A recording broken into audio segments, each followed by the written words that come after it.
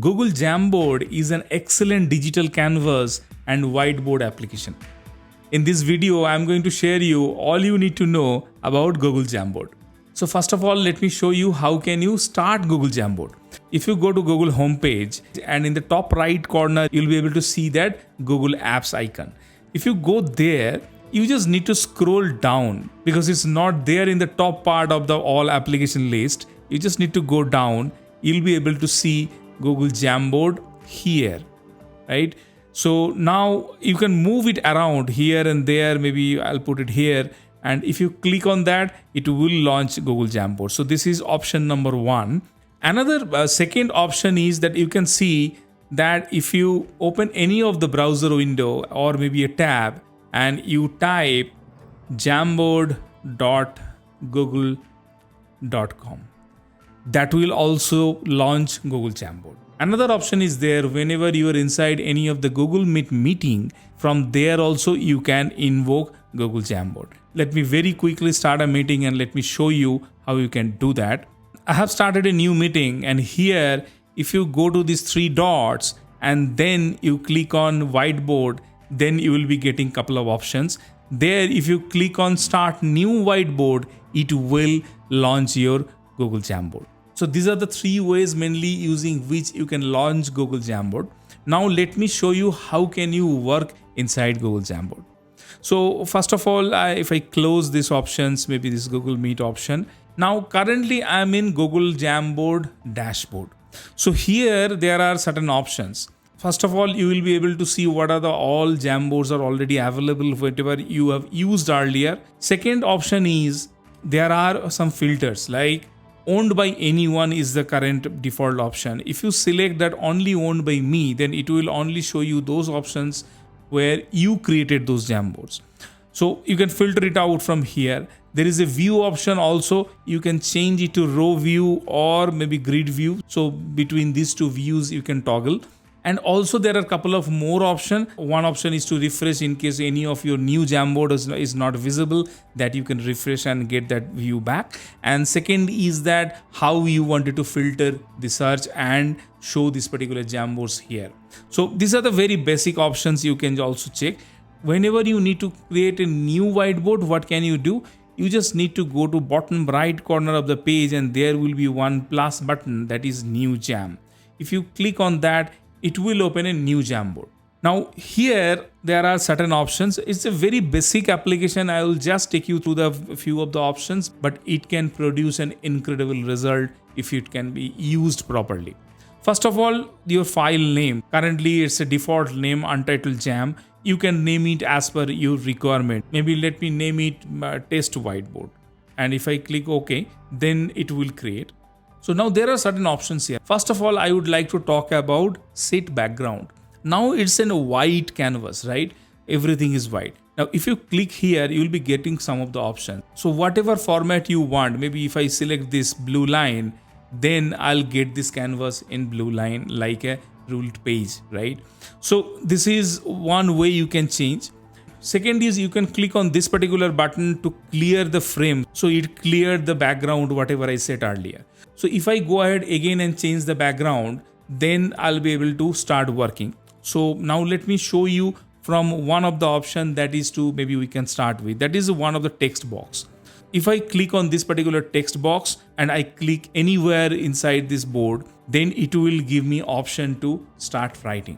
So if I maybe type ideas, right? And there I'll be able to get some of the options. First one is you can move it anywhere. Once you click on this, it will give you option to move it anywhere. You can rotate it also as per your requirement. Now there are three dots again here you can see, using which you can change some of the things. First of one is edit. So you can edit the text, whatever is there. Second is the duplicate. You can create a copy of it, or the third one is delete. Another option is there that is order, that I will show you in a while. Once I'll click on this particular box, if you go in this particular ribbon, you will be able to see some of the options got changed. So one is that it's a font size. Currently it's normal, right? And if I just click on that maybe title, then it will change it to title. That's the way maybe you can put it here, or maybe let me put it in the middle and then we can start. So now this is text box. Another option is there, you can change the alignment of the text if you want, and that's the way you can select. And also there is an option to change the color of the text. If I just go ahead and maybe select this red, then this particular text color will be changed to red. So these are very basic options, right? Now if I check the other option, that is shapes. So if you click on this little arrow here, you'll be able to see multiple different options. Maybe rounded rectangle, right? So if I just click on that and I'll create something, then I'll be able to create that particular shape. One thing, let me show you. Maybe I selected this one, and here again you are getting some of the options. One is the fill color.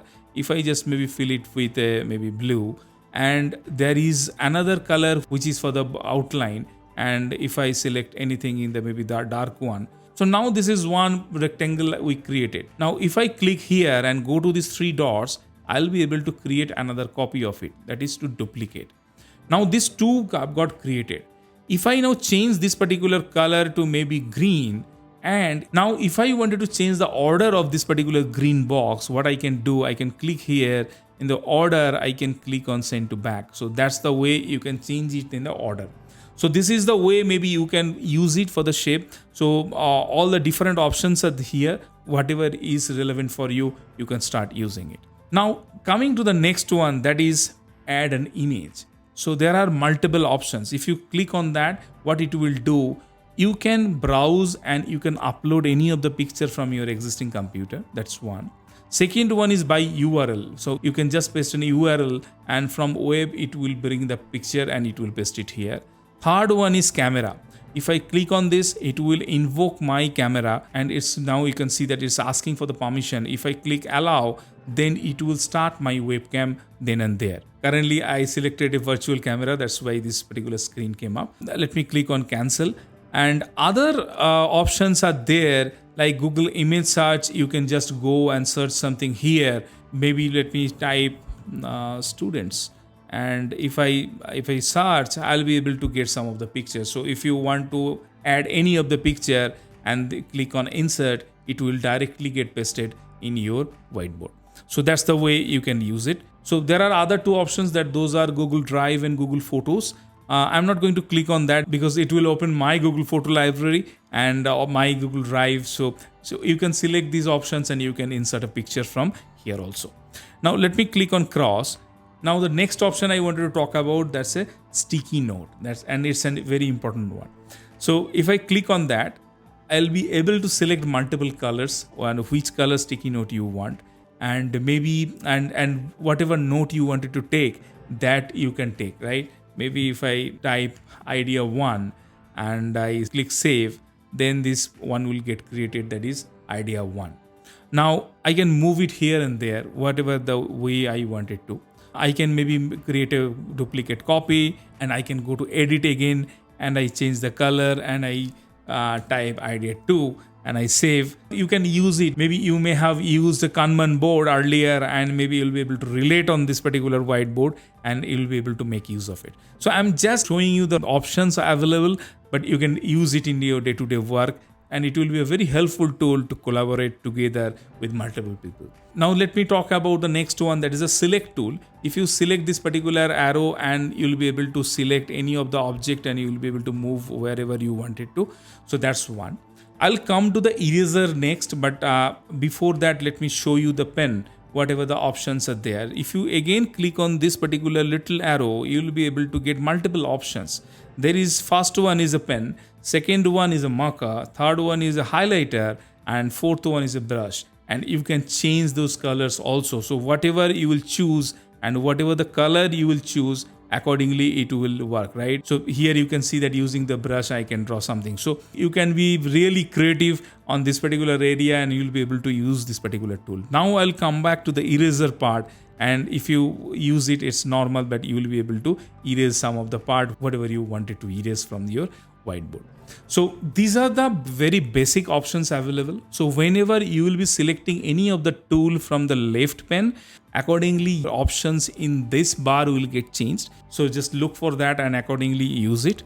Another important thing is maybe you are working in one whiteboard and you need another, but you don't want to create a new ones, right? So here, if you click on this right arrow, it will add another page, right? Currently, you can see it's showing 2 of 2. You can still go back to the earlier one. So whenever you are in a maybe brainstorming session with multiple guys, so there you need multiple pages, that also it can be done. So these are the options using which you can use Google Jamboard. You can be really creative there. Now let me show you a few more options which are relevant here. If you click on these 3 dots, you will be able to get multiple different options. First one is rename. In case you are not happy with the name, you wanted to change it, you can click on rename and it will allow you to change. Second one is you can download this particular whiteboard as a PDF. Maybe something you need to take a print or you need to communicate to others. So using that, you will be able to use this particular PDF. You can also save this particular frame as a single image, which will not be editable, but it will be a flat image. So you can click on that and you will be able to do. Remove and make a copy is no-brainer, so you can do as per the requirement. And one important thing here, that is see version history. If you click on that, you will be able to see all the actions we have taken for this particular whiteboard.